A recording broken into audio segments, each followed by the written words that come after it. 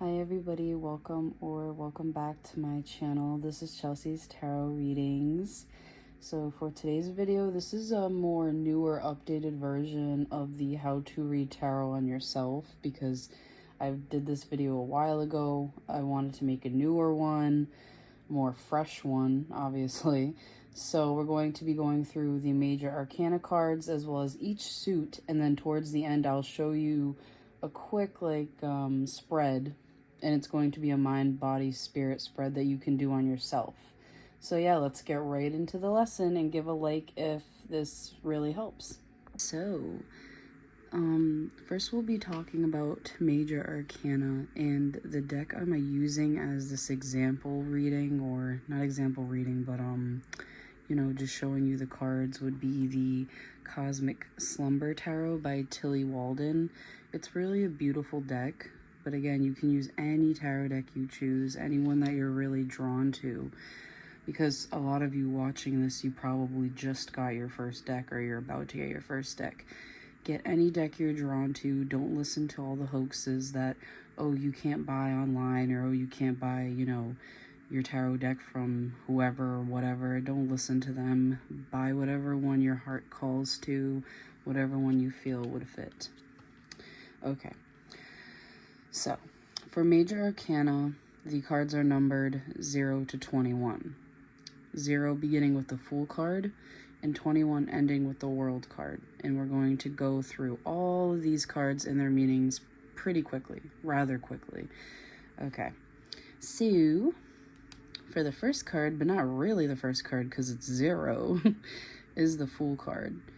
What the Fool card really represents, because even if you see in this deck, because also I want to get into really quick, each deck is different in its own way, which means like the images are going to be very different, but they all come back to the same meaning. However, they will differentiate in little ways, which is pretty cool, because again, it makes the tarot deck its own, and it helps you kind of, you know, figure out the messages even more clear.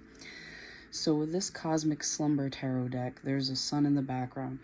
So with the Fool card, this represents new beginnings, it represents optimism, it represents taking a chance. Because even when you think of like hitchhiking, it's kind of like you're taking a chance, right? You don't really know where you're headed or what's on the other side. So with the Fool card, yeah, it's about taking risks.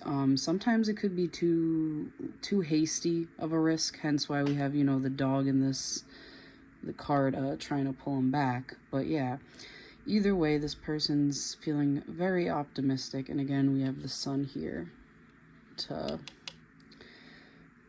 say that as well.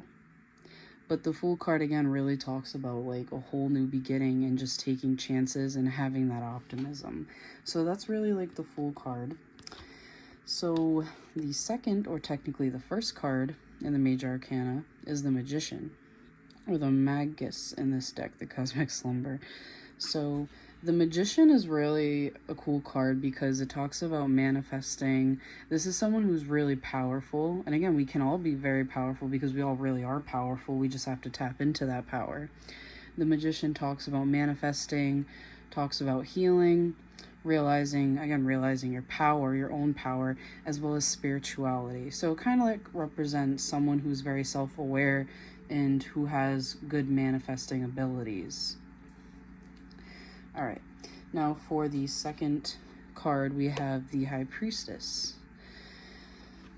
So with the High Priestess, it's usually like, as you can see when you look at the card right away, it's kind of like a secretive type of card, and that's really what it's like about. It's about hidden knowledge, it's about intuition. You get when you see the High Priestess, secrets, the unknown kind of like being within here, spirituality as well. But yeah, big thing I get, I notice when I pull the High Priestess often, is that it's mostly kind of about like the unknown and like secrets, some information that might not have been brought to light yet. And it also talks about like the good and evil, positive and negative. As you can see, there's like a darker curtain, there's a lighter curtain, so kind of like that thing. And then again with the moon, we get the hidden image, so there's something that's unknown. Okay, so with the third card in the Major Arcana, we have the Empress here. And also, I just want to say quick, with the Major Arcana more has to do with the inside and like soul, your soul journey with through life. And then the Minor Arcana is more like the physical journey through life. That's how I take it. So yeah, 3 with the Empress card. As you look at this card, sorry, she's very motherly, fertile. We have the female or feminine symbol right here. So it's just about like when you pull the Empress card, it's really about beauty, like natural beauty, a very motherly figure, someone who's very caring, someone who's very nurturing. And yeah, fertility, nurture, beauty, just kind of like a natural mom. So the next card we have is quite the opposite. We have the Emperor. So the Emperor is pretty much embodying, again, like more of the masculine side now. This is someone who has masculine energy, who's very stable, but who also has very prominent leadership qualities. So that's what I think of when I pull the Emperor, is someone who has like, really good leadership qualities. Could be a fatherly figure as well, because again, quite the opposite. So a fatherly figure. Could be someone who has a great influence, because again, leadership. Stern and stable, and again, it could be someone very powerful. Okay, so then the next card we have in the Major Arcana is the Hierophant, number 5. And with the Hierophant, a lot of times when I pull it right away, it's in some instances it's about marriage, in other instances, because it's about tradition. In other instances, it's about spirituality or religion, kind of like what path you're on spiritually. And also conforming to that type, or going your own path. It talks about, with the Hierophant, it could be a teacher as well. Maybe you're learning something from someone else who's very wise, and you're taking this information with you. That's going to benefit in many ways. But yeah, so that's basically, and again, I get like the marriage as well. Like you have the 2 people, and then you think like kind of like, yeah, priest, and yeah. So that is the Hierophant. Okay. And for the 6th Major Arcana card, which is a lot of people's favorite, we have the Lovers. Definitely one of my favorites. Now, I want to point out really quickly and right away that with the Lovers card, this really, for me, represents also self-love.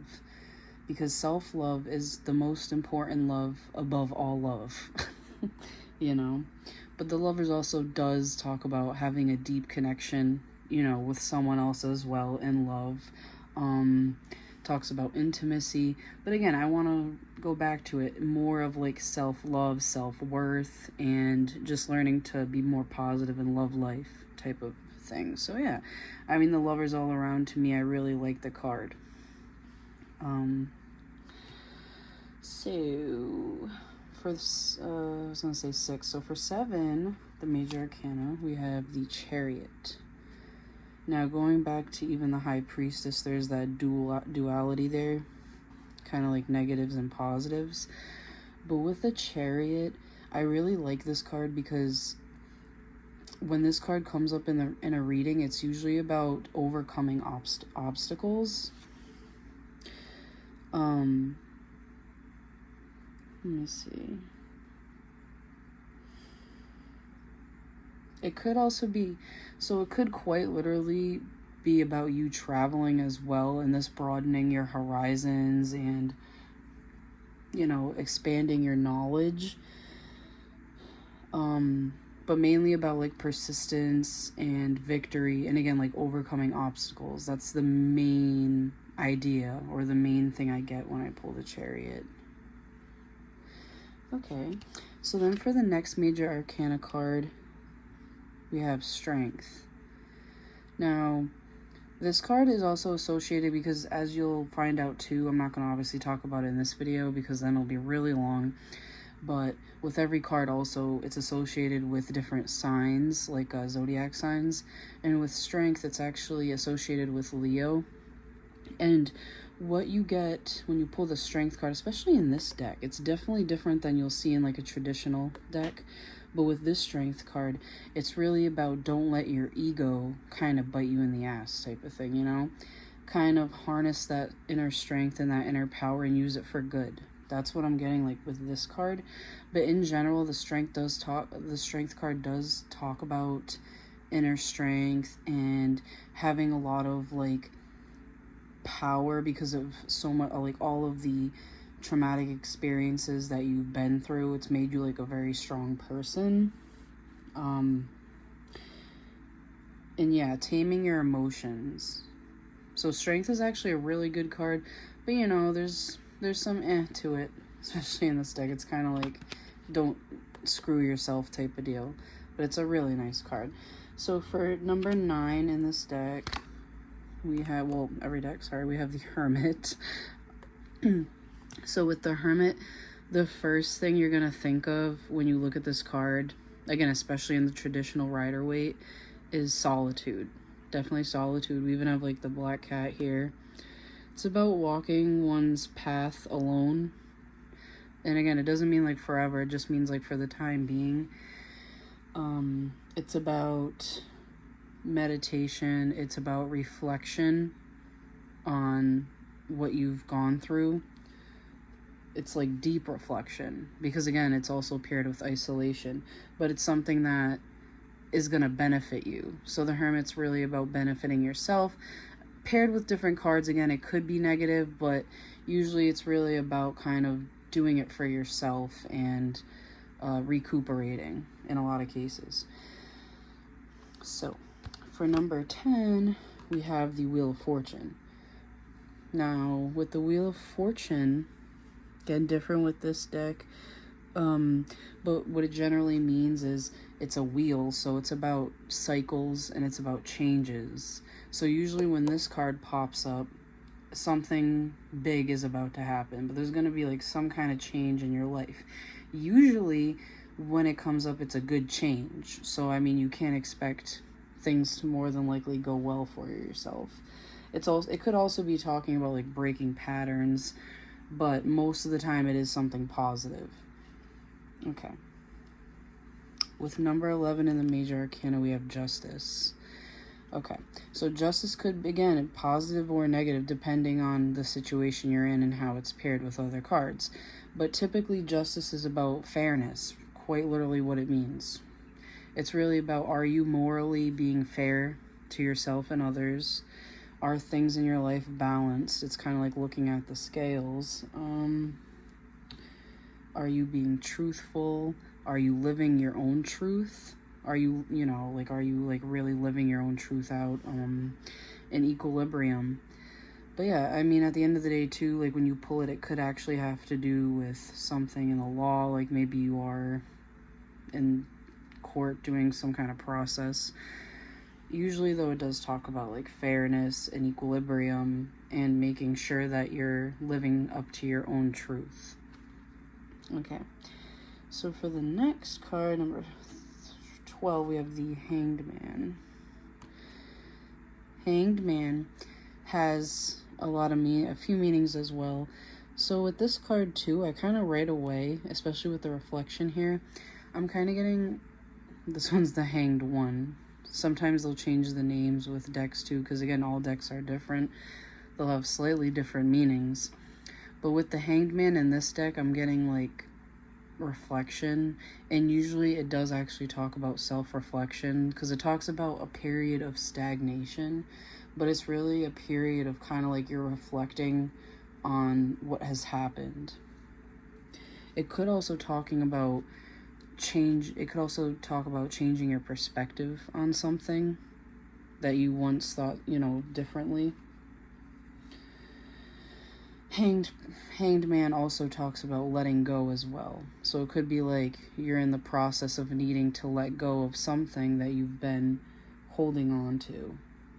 and letting go of like things that you can't control as well, because that's what's really important, letting that go. But really, like, a lot of times when it comes out to, it is more like stagnation. Like, it could be a period of stagnation where you're kind of just like hanging there, not really doing much. So a lot of times, though, again, I do want to say I do see it as like a different perspective. Again, it depends on the cards around it. So with the next card, 13, we have death. So again, if you're into the astrology part, death has to do with Scorpio. I'm only saying that because I'm a Scorpio, so that comes to my mind right away.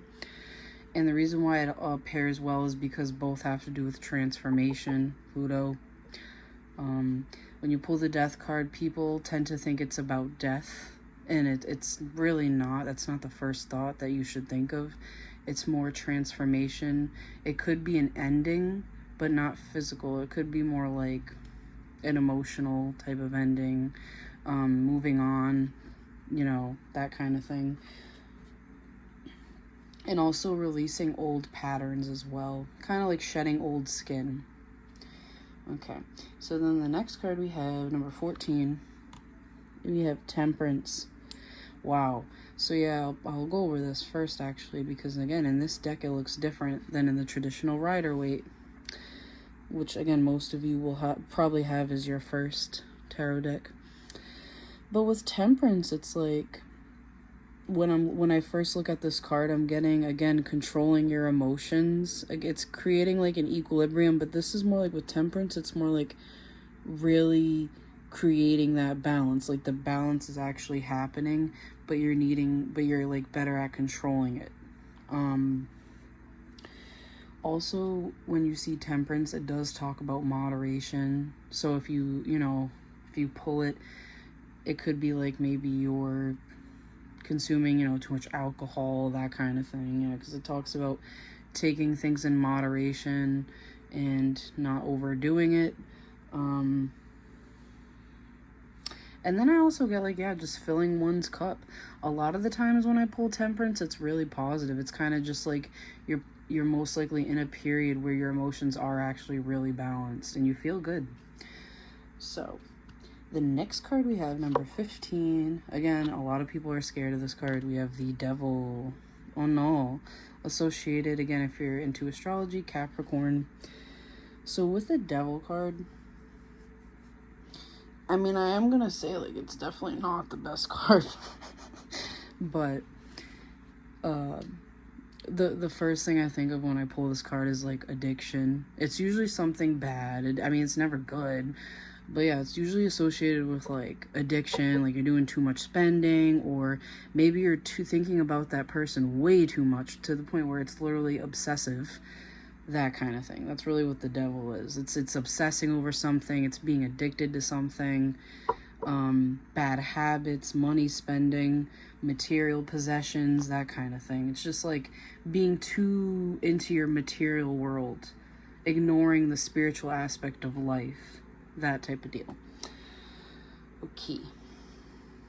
It could also be talking about like your shadow self, and then like I also associate it with drained energy, because your energy could be feeling drained. Okay, so the next card, number 16, we have the Tower card. Yeah. So typically when you see the Tower card, it usually means something's gonna happen soon. If it hasn't already, that's going to shake up your world. It's definitely sudden or unexpected change. And usually, it is probably more negative because it's like a shock, But more than likely, it's like danger or an ending beyond control. So yeah, if anything, I think out of all the cards, I'd probably be more scared of the Tower, because it's usually something that you don't expect. So then with the next card, we have 17, the Star card. Whew, bringing it down. The Star card is such a lovely card. The first thing you think, I think when I look at this card, is purity.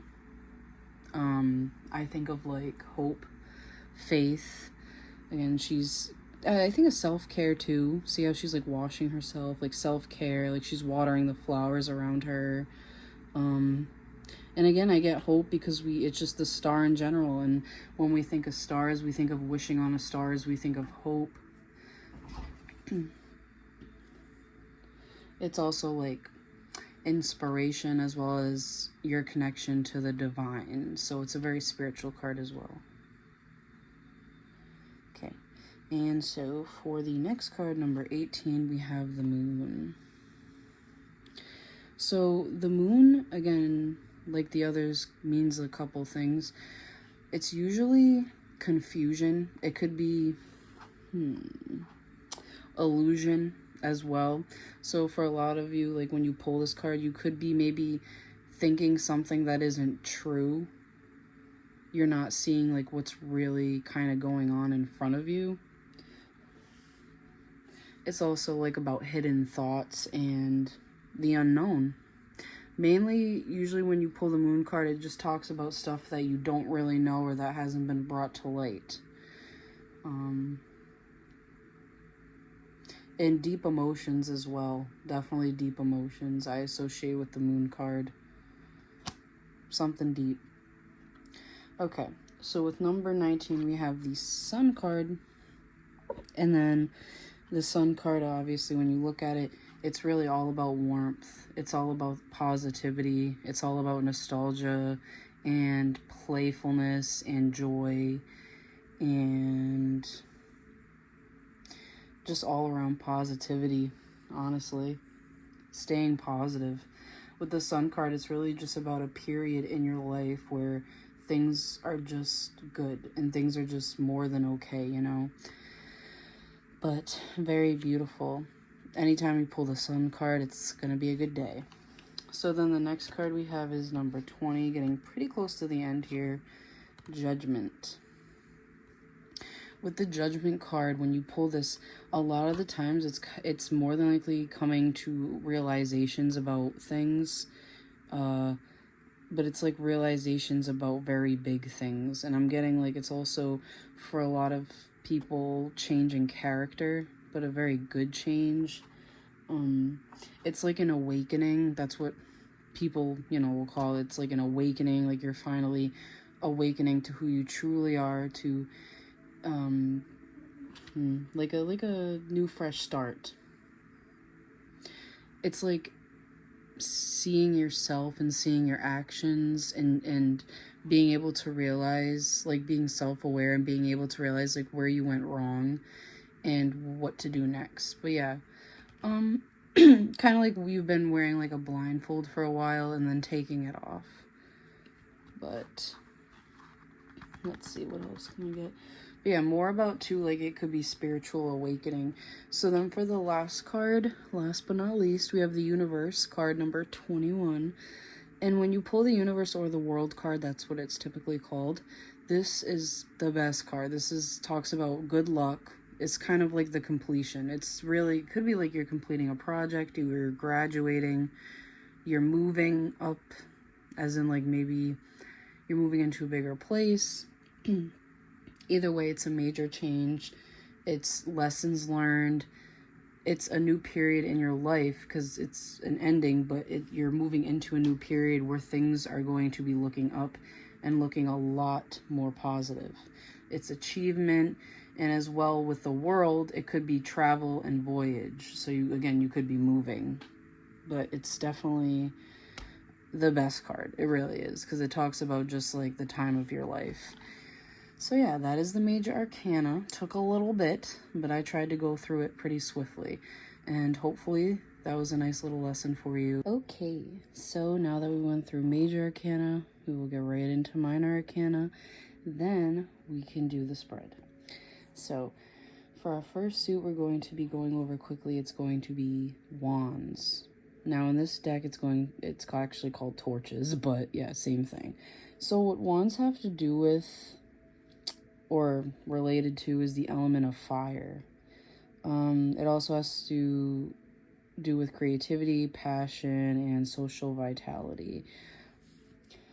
So that's the general overview of wands. Now we'll get into what each wands means. So ace, 2, 3, and so on. So I'll just say wands. We have Ace of Wands here. We have Ace of Wands here. Now, when you pull the Ace of Wands, the first thing that really would come to mind is the start of something new. Because when we think of aces, we think of the start of something.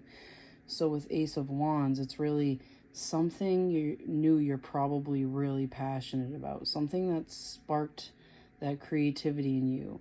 And something that could lead to something even greater. It's kind of like the beginning, the first leg of a journey. That could, potentially be something even greater than what it is now. But yeah, definitely passion. And it could even talk about like a new flame as well. Again, depending on what other cards appear around it. But generally a very good card. So next we have the Two of Torches or the Two of Wands. So quite literally, I like how they did this in this deck too, but you can see this person has to decide between two paths. That's generally what the Two of Wands is about. It's about making a decision. It's about, you have two choices. Which way are you going to go? So it's really about mentally, but also physically, because wands are physical. Physically choosing which path you're going to take next and taking the proper action to, go with that path. So that's the Two of Wands. Okay, then we have the Three of Torches or the Three of Wands. Now with the Three of Wands, we're kind of, again, it's more like a story because now we're going 2, 3. And with a 3, it's about now that you've chosen that path, really walking that path. So taking that action and going with it. Wands also have to do with the signs Aries, Sagittarius, and Leo. Those are the signs that wands are also associated with. Very passionate and creative signs. Quickly, I wanted to say that, sorry. But yeah, Three of Wands, it's a good card because it really talks about you're taking the initiative to start your journey and you're going somewhere and you're kind of in the process of getting things done and getting things started up. Well, started up, then done. You get what I'm saying? Okay, so then again, going from 3 to 4, it just keeps getting better.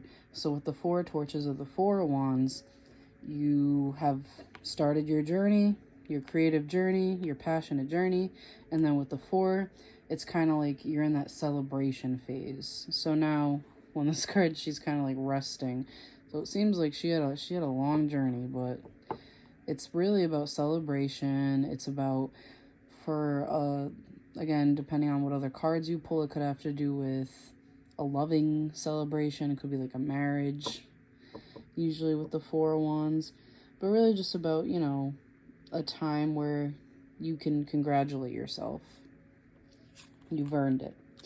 Okay, so with the Five of Wands, or the Five of Torches, Five of Wands, this typically is too much passion. So this is the type of passion where you can burn others. It's really about, there could be like an altercation with you and someone else around you where, it could also be like a work thing where you're fighting with others to get a certain position. Either way, it usually talks about some type of conflict. When you see a 5, it's usually about something that's conflicting. And with the Five of Wands, it's going to be something physical, so something that's actually like happening now. It's the 5. Okay. So then we go from the 5, and then we have the 6. So with the Six of Wands or Six of Torches, this card is all about victory. So again, it's kind of like sort of related to like the Four of Wands. The Six of Wands is really about recognition though. So it's more of like other people are recognizing how good you've done and probably, patting your back. But again, it's really about being rewarded for all that you've accomplished and all the good that you've done. And it could also be like because you've helped others along the way, so now you're being congratulated for it. With the Seven of Wands, as you can see, or Seven of Torches, this card's kind of a mess. So these wands are flying everywhere.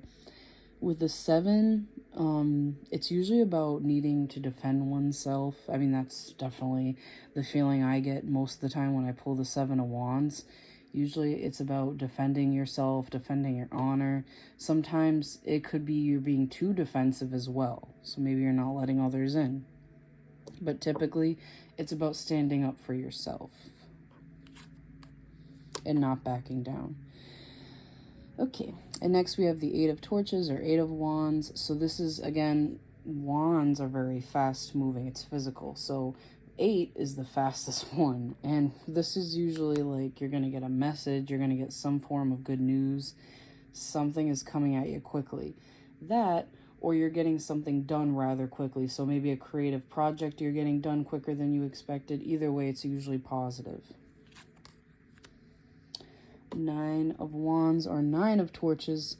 So 9 is usually about sort of like isolation. Again, remember we talked about the Hermit. 9 is about isolation, but this is more defensive isolation. So it's like definitely you could be feeling like you're backed up against a wall. Maybe you're feeling like everyone is against you. That's the feeling I get when I pull the 9 of Wands. But it's definitely feeling like a need to defend yourself. Okay. With 10 of Wands or 10 of Torches, this typically talks about carrying too much weight on your shoulders. It could talk about an ending as well, but usually it's just kind of like the burdens you're carrying and sometimes needing to let some of those down because it could be you're taking on too much than you can handle. In this card, it seems like this person can actually handle what they're taking on, but typically you definitely, it's more of like you need to let some of it down.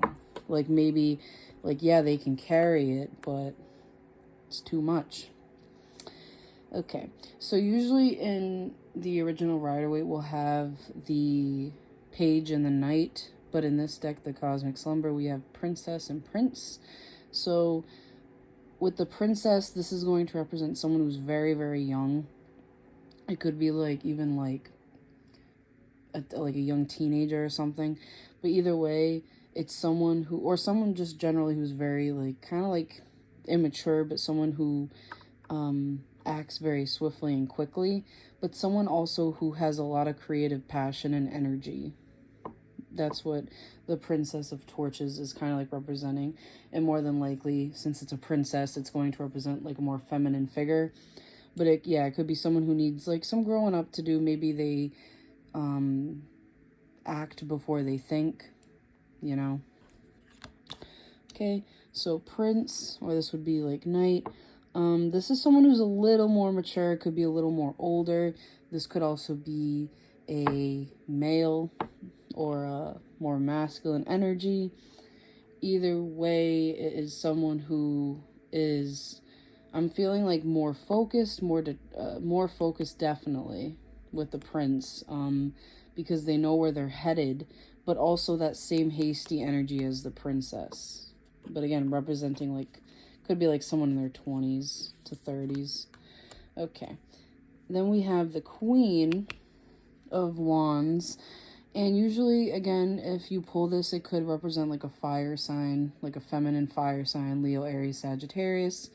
But it's someone who is more mature, someone who's mature, someone who is someone who is also creative, someone who could be very desired sexually, someone very pretty.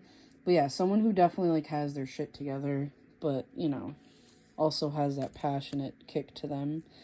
Okay, and then we have the King of Wands or the King of Torches. So again, passionate, creativity, probably a masculine, more male. It could be someone with a temper as well, though, because we do have that fire there, and we need to put that into consideration. But yeah, typically someone who is more mature, though, is able to handle that side of them and able to kind of be a leader as well. So that's what we get with the King of Wands. Okay, next we'll be moving to Cups. Okay, hello. So now we have Cups. So Cups have to do with emotions, mainly emotions, but also intuition. And then the signs associated, this would be water signs, would be Scorpio, Pisces, or Cancer. All right. So First, we're going to get into the Ace. And with the Ace of Cups, again, it talks about beginnings. This is a very nice card because this could be like the beginning of love. Could also be the beginning of like self-love as well. But Cups really also has to do with creativity. Either way, this is the beginning of something that can blossom into something very beautiful with the Cups card. Two of Cups now is something blossoming. So the Two of Cups is typically a couple. It's two, obviously a pair. So it's someone that you'd have a deep emotional connection with. That's typically what the Two of Cups talks about. It's usually the card that represents soulmates. Okay. And then the Three of Cups here, as you can tell, there's not two but three people. So this is more of a friendship card when you see the three. It's like that emotional bond between friends. So not that love connection, but the friend connection, you know. Four of Cups. Now when we see the Four of Cups, it's more of a sad card. Definitely. It's usually about apathy. It could be like boredom. Sometimes too it does have to do with depression as well.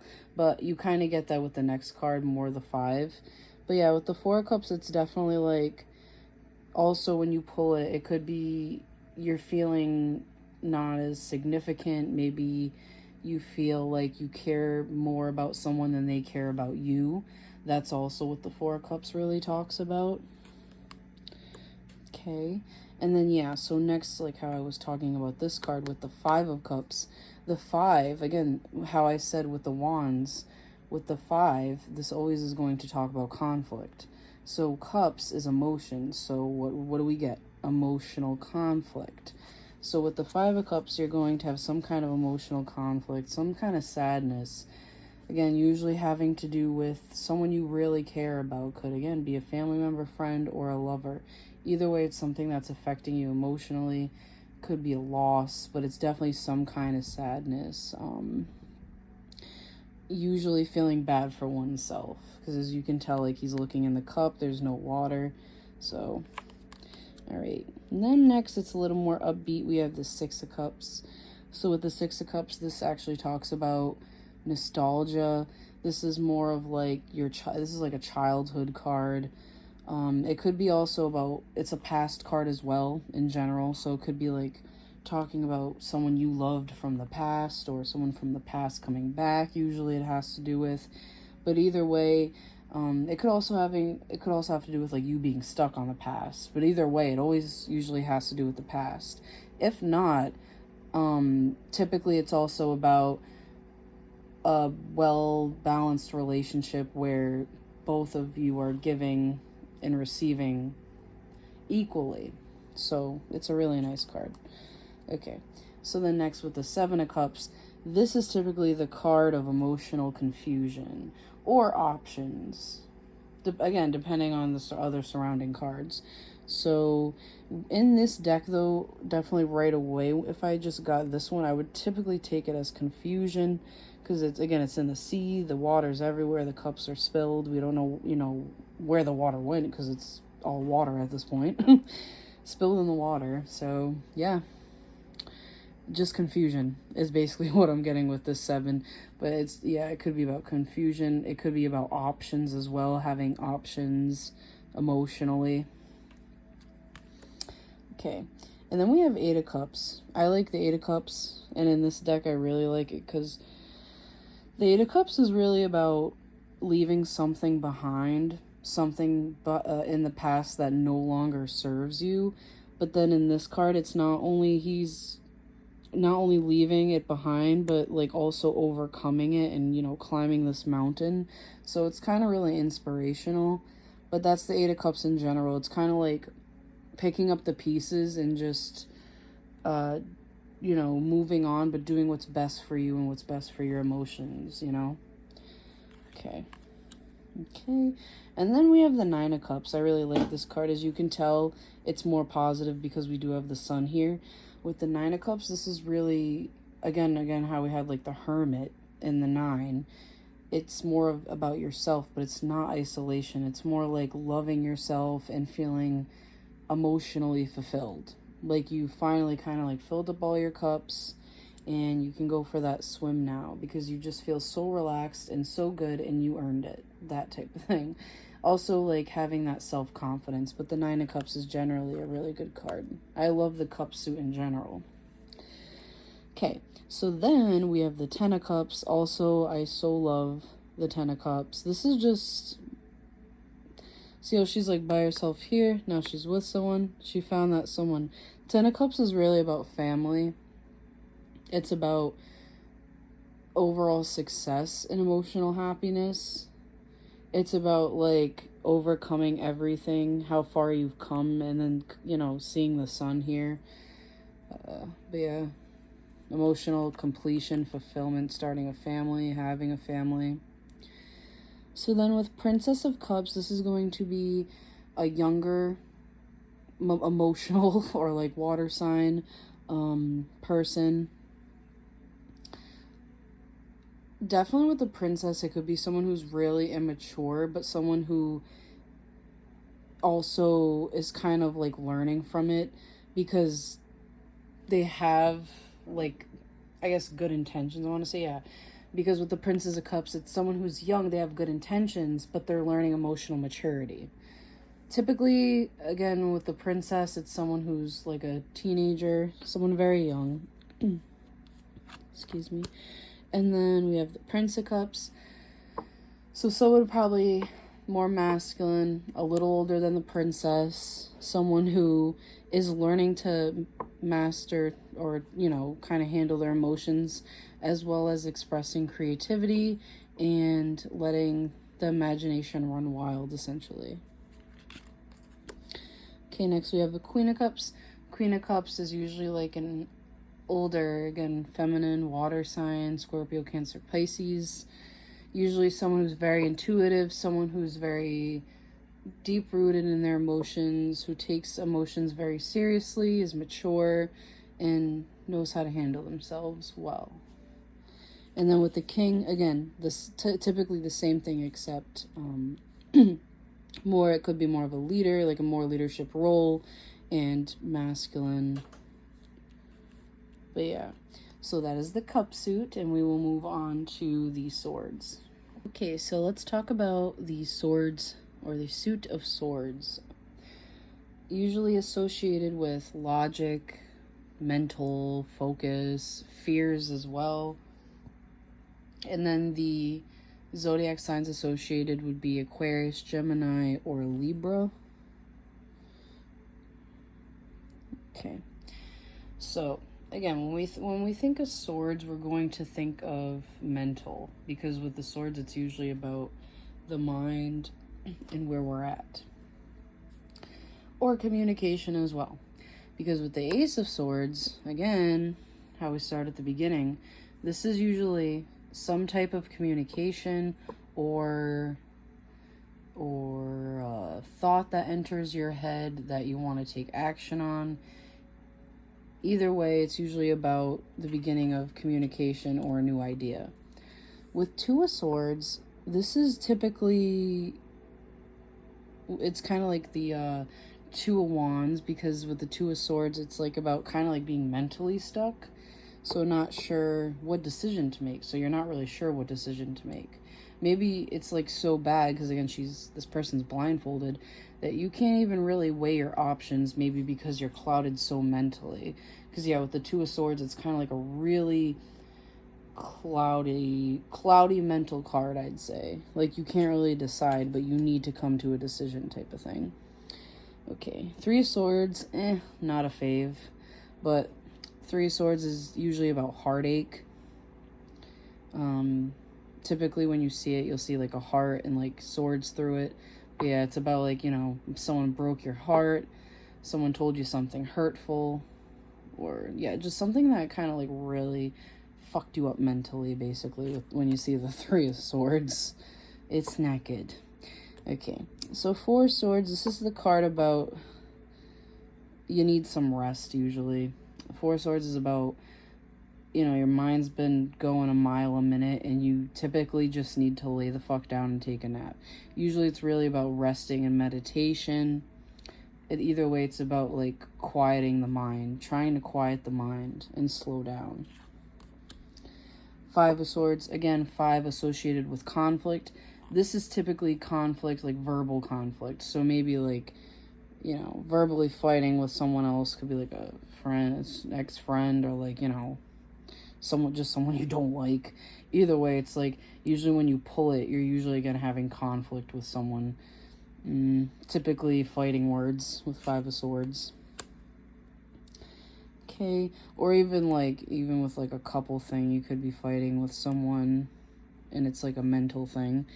And then with 6 of Swords, it reminds me in a lot of ways, because I like to compare the two, with the 8 of Cups. Because with the 6 of Swords, it's really about, like, overcoming a mental obstacle. It's like walking. It could also, and the reason why it makes me think of the 8 of Cups, because sometimes it actually has to do with, like, mentally walking away. So while the 8 of Cups is kind of like emotionally walking away, 6 of Swords is kind of like mentally, kind of like going in a new direction. Either way, typically 6 of Swords is turning away from someone or something and heading towards something better, you know? But it's definitely sort of like going through a cave in like a more dark time in one's life and needing to get through it and see the light. Okay, so with the 7 of Swords, this card, typically in a love reading, you'll see this come up sometimes and people will gasp because it usually has to do with some kind of cheating. Because usually when you pull the 7 of Swords, it has to do with sneakiness. It's usually like deceit. So typically when you pull it, someone's lying to you or something's like going on that's kind of like under your nose or something that you just don't know that's going on. But on the other hand, it could also be advice to kind of like for you to be more tactful and for you to kind of like, I don't know, be a lock picker. I'm not sure. But typically it has to do with some kind of deceit or laying low as well with the 7 of Swords. Okay. Now with the 8 of Swords, yeah, this card, we don't like this card either. Because with the 8 of Swords, this is a mental, you know, mental fucked up type of card as well. It's like being really stuck. With the 8 of Swords, it's kind of like you're hurting yourself because you're not opening up. Maybe for the 8 of Swords, it's kind of like there's a lot going on in your head and you feel trapped typically when you pull the 8 of Swords. But either way, it's kind of like mentally you can't move and it feels sort of paralyzing a lot of the time when the 8 of Swords comes up. And it's usually because, again, you're trapped by your own mental fears and, you know, fear of things that might happen. Okay, because then we have the 9 of Swords, so these two are typically kind of related. Then we have the 9 of Swords. So with the 9 of Swords, this is more like anxiety. This is really like a depression card. I kind of compare the two because, again, this is branching off of this. It's sadness, it's mental anguish, it's worry, it's fear. And that's why a lot of the times you'll associate swords with worry and fear as well, because a lot of us do. We're human, so with the mind is you're gonna get, you know, these cards, of course. But yeah, so 9 of Swords, it's kind of like, you know, worry, fear, isolation, again because of the number 9. Don't forget, talking about isolation.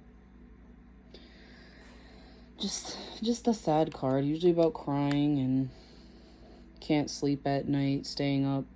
And then with the 10 of Swords, oh my god, yeah, this card even worse. So with the 10 of Swords, it's like depression hits so bad that it's like you feel like you're not even in your own body. Like you don't even feel like yourself typically.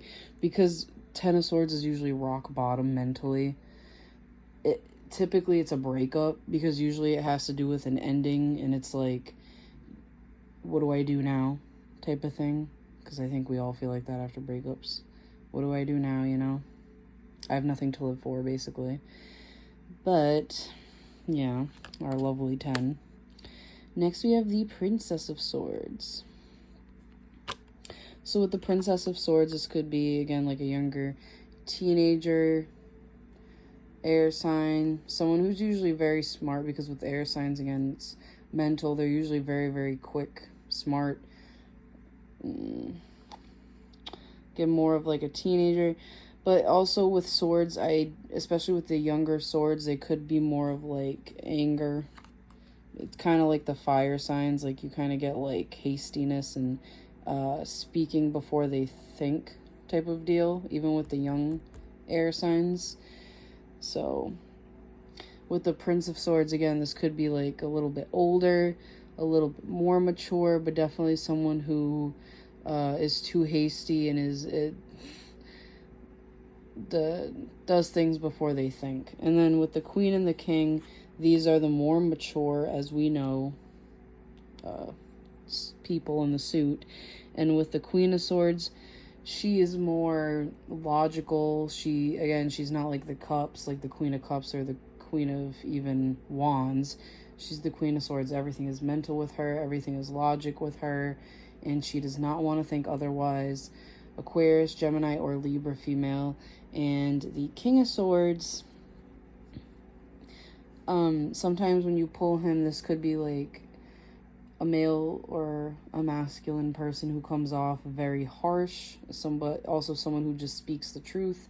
Again, very intelligent, but a Gemini, Libra, Aquarius male as well. So next we'll get into the Pentacles suit, last but not least. Last but not least, the Pentacles. And I hope you all are picking up the pattern by now, that there's a few patterns with the aces and the nines and, So with the Ace of Pentacles, I bet a lot of you could guess what this means or what it's associated with. Pentacles have to do with Earth, and the Earth signs we have are Taurus, Virgo, and Capricorn. Now the Ace of Pentacles usually have to do with money or material needs, as well as just opportunities in general, but usually it has to do with kind of like everyday things. So with the Ace of Pentacles, this usually talks about a new job opportunity or a new opportunity in general. It could be like a new apartment. But yeah, typically something that's the beginning of something that could turn into something greater. Again, how we talked about with the Ace of Wands and the Ace of Cups and even the Ace of Swords. It's the beginning of something that could blossom into something greater. But again, usually with the Ace of Pentacles, it could be even a gift as well. Either way, it's something that's going to be worth something.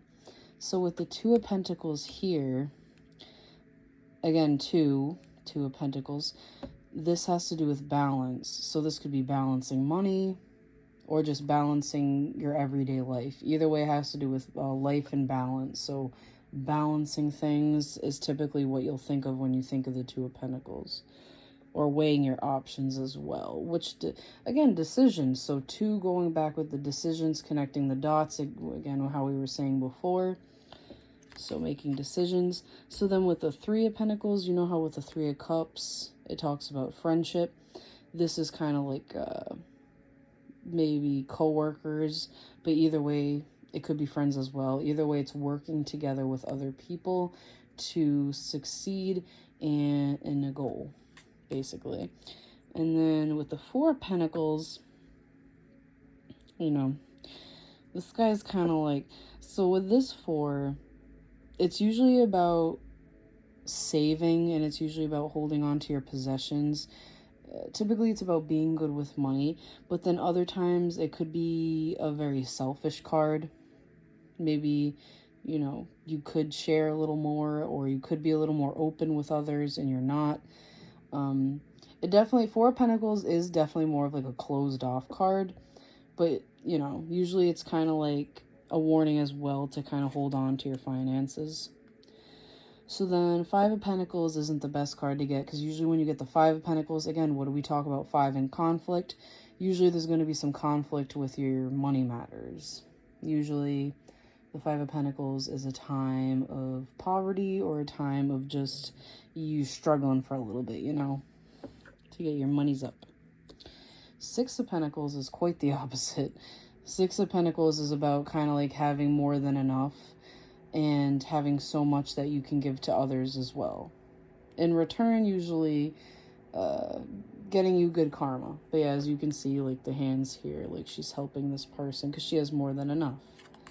She has extra to give out. So then with the Seven of Pentacles, in this card, with the Seven, it has to do with patience. Because see how she's waiting, seems like, for the sun to come out.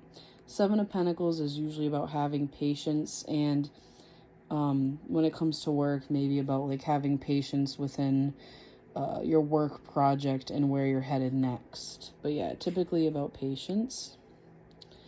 Eight of Pentacles, again, this is actually the work card. 8 is usually about working with the Eight of Pentacles, and it could be about developing a skill, kind of like becoming better at that skill and doing that skill a lot more often.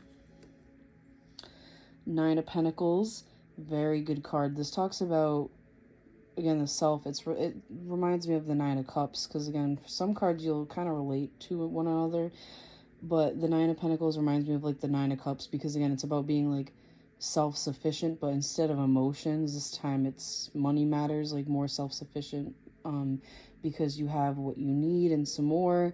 You're allowed to splurge on yourself and indulge, and it's about being independent. Yeah, it's like the first word I think of when I pull the Nine of Pentacles is like someone who's very independent, someone who could be very beautiful and have everything they need and more. Basically, like, just very comfortable. So then, very nice card. Ten of Pentacles reminds me of also like the Ten of Cups, because the Ten of Pentacles is about, could also be about family, as well as buying a home, that forever home, and again, having everything you need money-wise, just kind of like being very happy, being at being at a point in your life where money really isn't an issue, and it's more like focusing on building your happiness and building your home. So it's a really nice card. Okay, so then we have the Princess of Pentacles. How we talked about the princesses and the princes and the other suits, same deal. Probably a younger earth sign, Taurus, Virgo, Capricorn, typically a teenager, someone who's a little more immature, someone who's not used to handling money just yet. Prince of Pentacles here, more of the masculine. And then we have Queen and King, typically Taurus, Virgo, Capricorn, 20s and up. But yeah, so Queen of Pentacles is usually a caring motherly figure who kind of like, again, takes care of the house. It reminds me of the Empress, very, very similar to the Empress. And then the King of Pentacles is typically a male or masculine who's very good with money, and someone who has a lot of money because they're so good with money. And yeah, just someone who can also probably more than likely be a leader, being in the king role and being mature as well. So those are the suits, and now that we've gone through all of the major arcana, all of the suits, we can finally get into doing this reading that you can also try on yourself, and this might even resonate with you. So let's get into it. So for the deck we're using for this kind of sample spread slash like royal spread, because this is kind of a mini reading for you as well, is the Witchling Academy Tarot. Now for the spread, again, this is going to be a mind, body, and spirit spread. First card's going to be mind. This is an arrow, even though it doesn't look like it. Second card's going to be body, and then third card, spirit. So little, little example spread for y'all. So you can do this with me while I'm, pulling the cards for yourself. Or you can sit back, because this might be for you. Alright, so the first card, again, I already saged, so now we're just shuffling. You can shuffle however you want. Literally, like, I shuffle until I feel like it's cleansed, on top of using sage, and I don't shuffle very fancy. I kind of just, like, move the cards. That's how I shuffle. I mean, I do it fast because I've been doing it for so long, but... So the first card is going to be mind. So what is going on with the mind right now? Spirit guides and my angels. Okay, so this card wants to come out. Okay, let's see, body. What's going on with the body?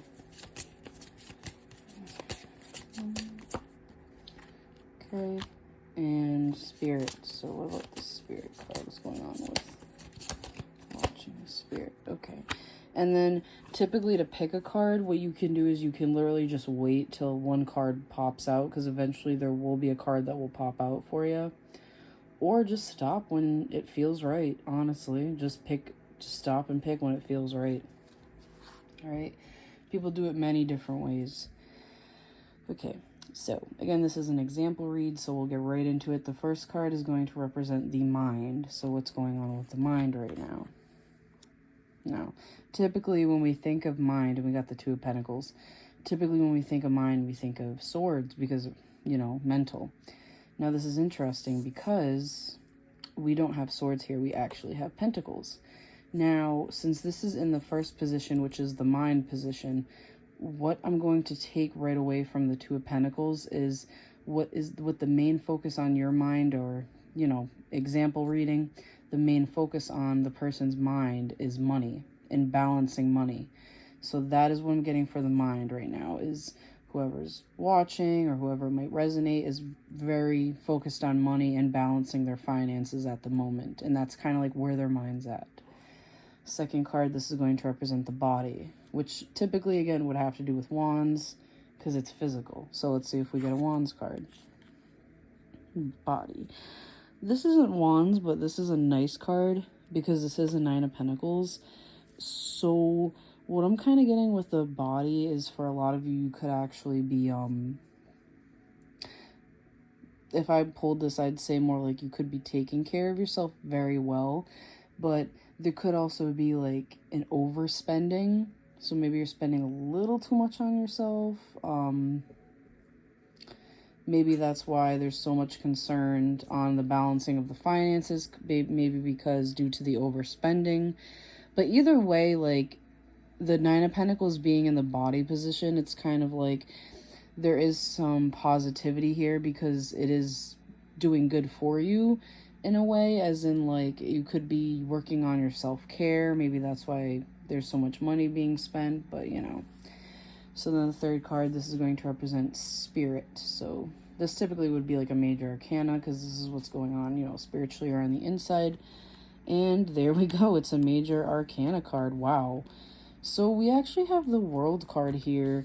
Now, I do like this because now that it's all coming into, clarity, this being in the mind position could represent balance as well, because then with the Spirit card, we have the World, and this is quite literally one of the best cards, if not the best card, again, we went over that you could pull in this deck.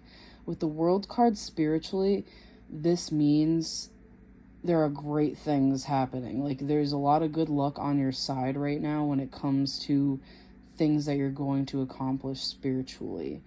And that could be a lot of things. So either way, it's saying like you're entering this part in your life where good things are going to start happening to you. And it could, for a lot of you, be because you're taking better care of yourself with this Nine of Pentacles, because again, it's about independence, but it's also could be about like self-care and taking care of oneself.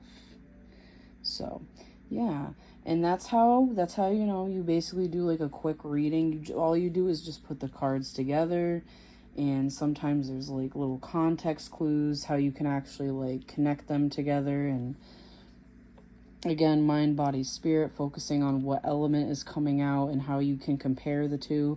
But yeah, I mean, typically like a rough read, that's what I would say, pulling these cards with the mind, body, and spirit. Maybe it resonated with you as well. That'd be cool. Hit like if it did. Hit like if you definitely learned something.